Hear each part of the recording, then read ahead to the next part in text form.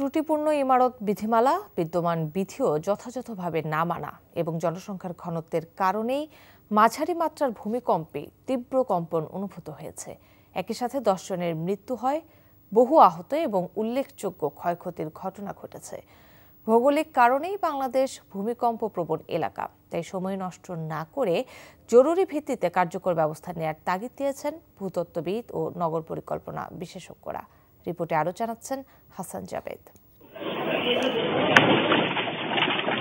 শুক্রবার 5.7 মাত্রার ভূমিকম্পে কেঁপে ওঠে সারা দেশ।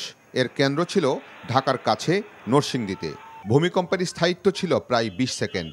এতেই ঢাকা শহরের অনেক বাড়ি ও স্থাপনায় ফাটল দেখা দেয়। পরের দিনই আবার 2 দফা মৃদুমাত্রার ভূকম্পন হয়। ভূতত্ত্ববিদরা বলছেন, যে মাত্রায় ভূমিকম্প হয়েছে তা খুবই স্বাভাবিক মাত্রার, কিন্তু তীব্র কম্পন অনুভূত হওয়ার কারণ হলো বাংলাদেশের মাটির ধরন, আর ক্ষয়ক্ষতির কারণ হলো নিয়মকানুনের তোয়াক্কা না করা। ভবিষ্যতে আরও বড় ধরনের ক্ষতির সম্মুখীন হতে পারে বলেও আশঙ্কা তাদের। এই মাত্রার ভূমিকম্পের যে কম্পনটা হওয়ার কথা তার চেয়ে বেশি কম্পন মনে হয়েছে। এই কারণে আমাদের বাংলাদেশটা একটা ডেল টাইপ কান্ট্রি, এটা মূলত সফট সেডিমেন্টারি রকের ওপর অবস্থান।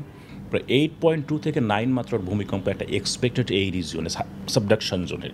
এই জোনটাকে আমরা বলছি fold and fall system, thrust fall system. যদি 8-এ যান তাহলে 1000 টাইমস, 1000 অ্যাটমিক বোম হিরোশিমার সাইজ যদি এখানে এনার্জি রিলিজ হয়, যে পরিমাণ কম্পন হবে সেই কম্পন আমাদের দেশে হবে।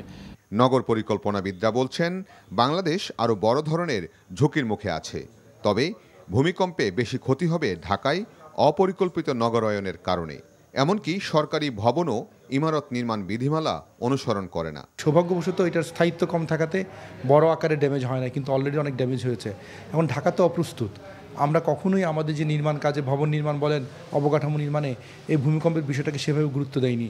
আমাদের ইমারত নির্মাণ বিধিমালা, বিল্ডিং কোড, সেখানে কিন্তু আপনার মানসম্মত ভবন বানানোর কথা বলা আছে যে ইঞ্জিনিয়ার দ্বারা করতে হবে, বিল্ডিং কোড মানতে হবে, সেফটি মেজার্স নিতে হবে।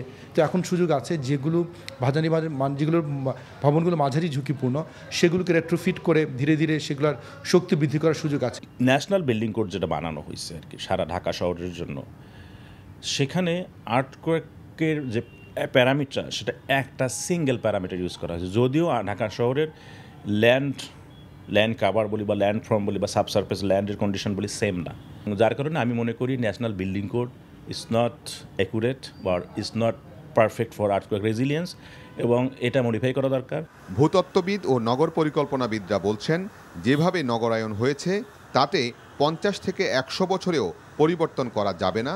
দ্রুত স্বল্পমেয়াদী পরিকল্পনা করার উপরও তাগিদ দেন তারা। Hasan Javed, NTV news, Dhaka.